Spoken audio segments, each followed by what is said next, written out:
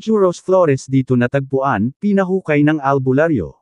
Ayon sa ating nakalap na impormasyon sa social media, ipinahukay di umano ng isang albularyo kung saan 500 meters away kung saan nawala si Juros Flores, gayunpaman ay naging negatibo ang kanilang paghuhukay, kaya malamang ay pagkadismaya ang naramdaman ng mga ito.